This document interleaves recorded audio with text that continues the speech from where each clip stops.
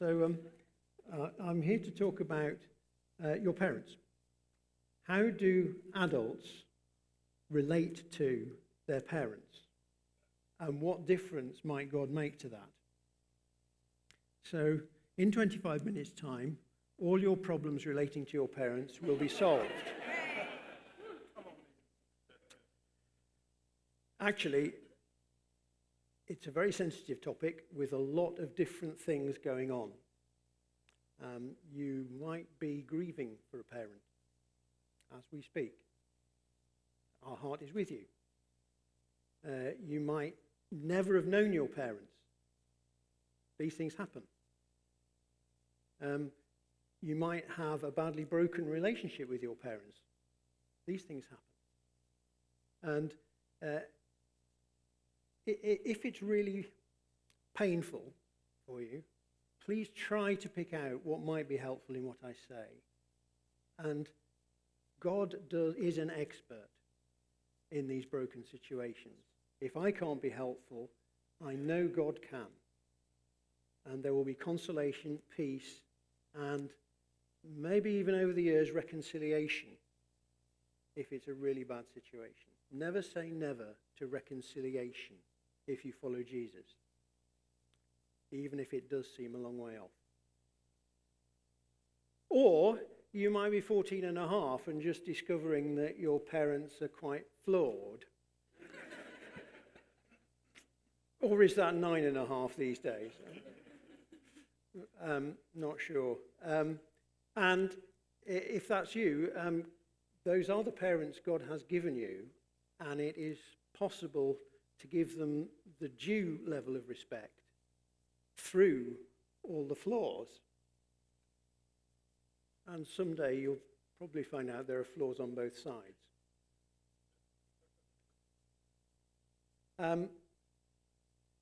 In a minute, we're going to talk about the very last line of the Old Testament. Have we got that on screen yet? Can we have Malachi on the screen? Yes. The very last line of the Old Testament. He will turn the hearts of the parents to their children, and the hearts of the children to their parents. Malachi chapter 4 verse 6. And that tells us, I'll talk a little bit more in a minute, but that tells us that this problem, this situation, is on God's radar. The complexities come in quite a lot of ways. It's a very long-lasting relationship for most of us. Our parents have known us a long time, and I noticed that quite sharply when we took my mother to meet her great-grandson, and she settled into a stream of relaxed, unguarded reminiscence about bringing up babies, in the middle of which, talking to my daughter in front of me, she suddenly came out with, "And it took forever to potty train your dad." So I hadn't known that before. Thanks, Mum.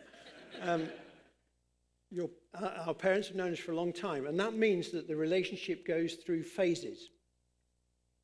You're in a different situation if your parents are very frail and need a lot of support,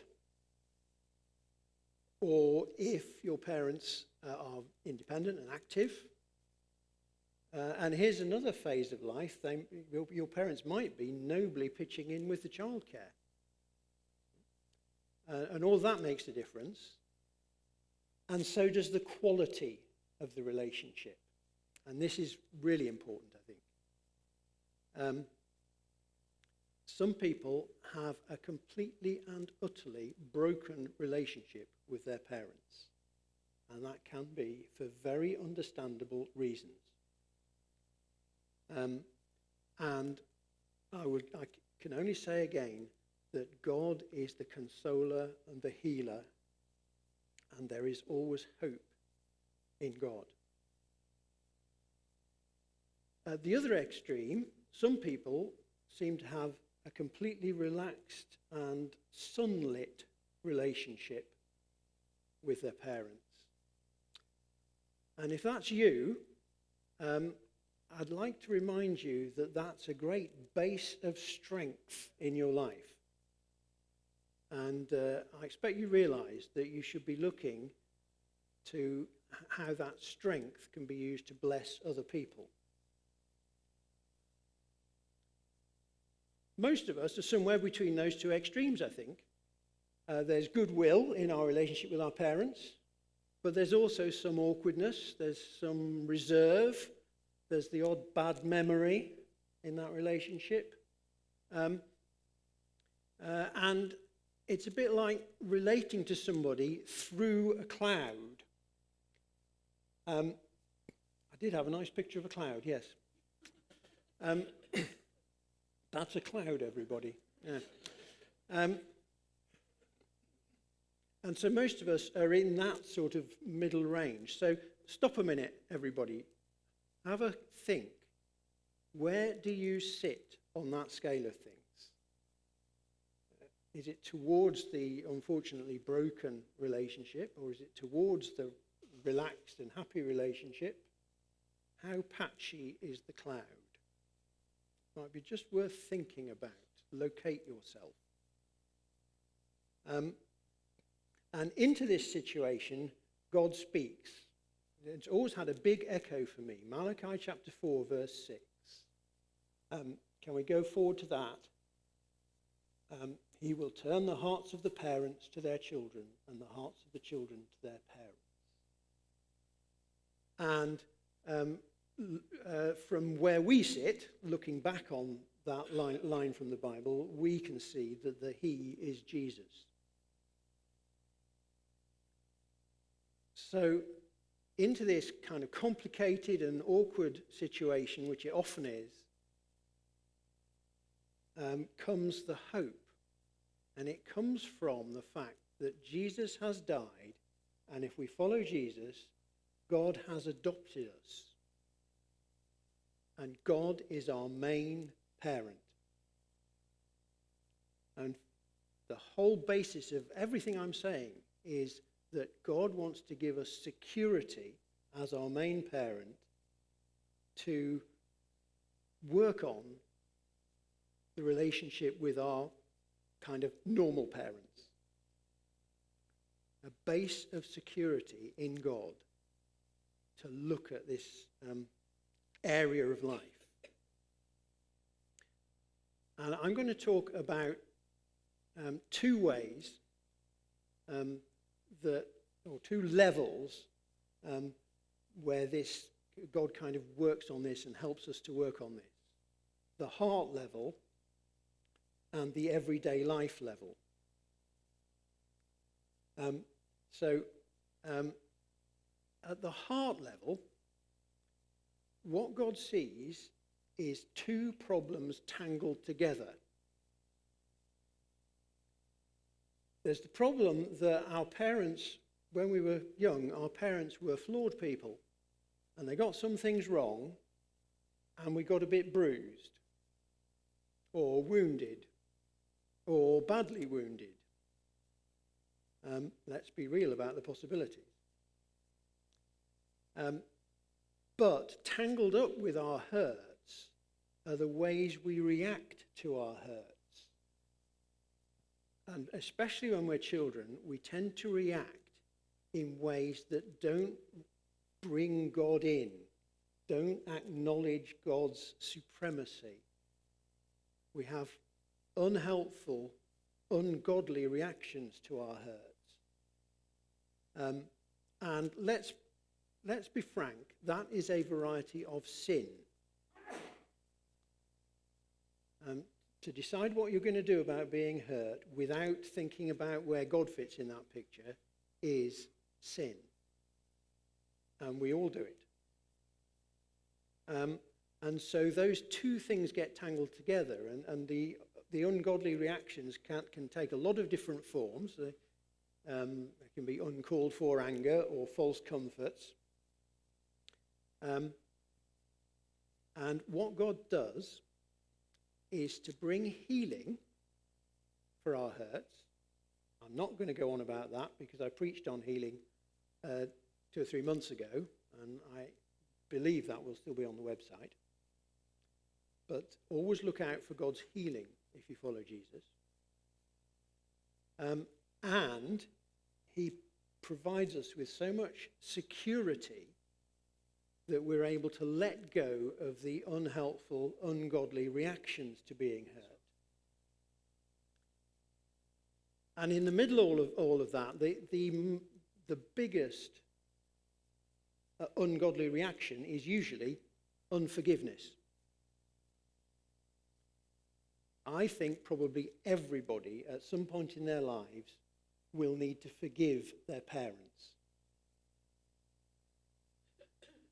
Now, forgiveness usually gets a whole talk by itself.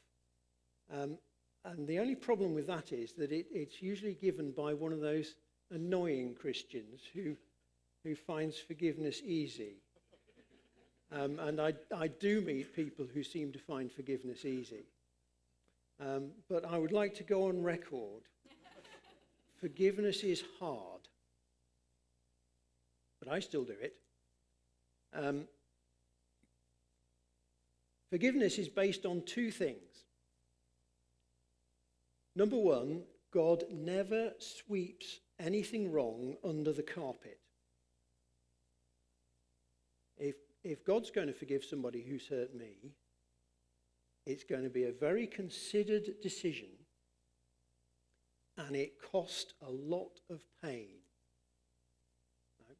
It cost God a lot of pain because Jesus died to secure that forgiveness. God does not just sweep the wrong done to me under the carpet. And the other thing that forgiveness is based on is the little detail of life that I tend to forget so often, which is, I'm not God. As soon as I feel hurt, I think this should be punished, which in a way is true. But it leaves out the fact that I'm not God, and it's not my job to punish it. And forgiveness is stepping aside and allowing God to be God. And then there might be somebody here this very morning who's just ready to forgive their parents. And as I say, that is, over the lifespan, that is a common problem. So at the heart level, it is hurts tangled up with unhelpful reactions, and especially the unhelpful reaction of unforgiveness. I am not, if you don't follow Jesus, I am not preaching at you saying you must forgive people who've hurt you. What I might suggest if you don't follow Jesus is that you might like the relief of forgiving, because it is a relief, and the path towards that relief is to start a relationship with God where you can grow into the security of heart to forgive people. I do think there's misunderstanding between Christians and other people sometimes when Christians just get out the megaphone and talk about forgiveness. Forgiveness needs fuel. At the everyday level, there is going to be some combination, as we relate to our parents, there's going to be some combination of boundaries and bridges. So have we got the boundaries and bridges? So there's always going to be some element of I'm an adult now. I make my own choices on my own responsibility. There are boundaries towards parents. And I think there's an echo of that in Galatians chapter 6, verse 5. This odd little line that says, each person should carry their own load. I think there is such a thing as your proper load in life that is yours to carry. and shouldn't be interfered with.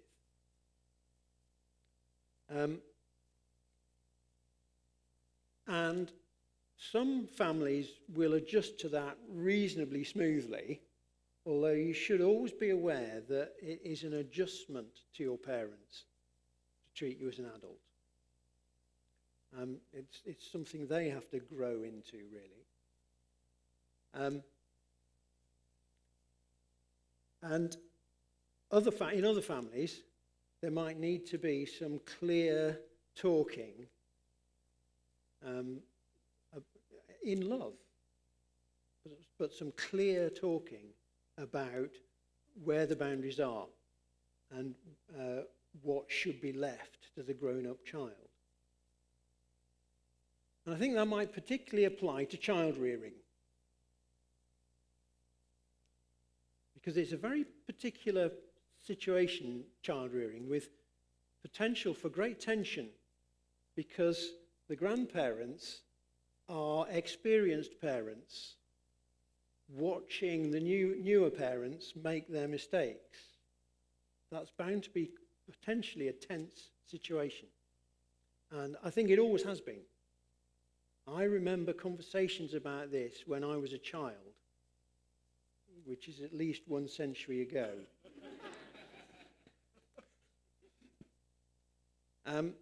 So in child rearing particularly, even though parents are less experienced than grandparents, child rearing is between you and God. It's not between you and your parents.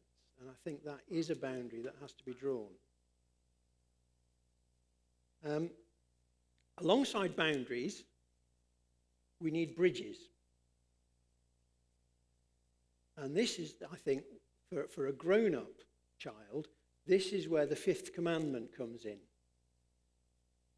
Honour your father and mother. I think this is how you honour your father and mother once you're an adult, by building bridges. And I think the onus is on the grown-up child to build those bridges. If you're here wondering, how should I be relating to my parents? I think that there's a bit of initiative needed sometimes to build that relationship up. And the bridges, I keep saying this, it could all take many forms. Everything I'm saying depends on the individuals involved. And bridge building across the generations depends on the individuals involved. I remember when I was about 30, I got a particularly peculiar conundrum to deal with.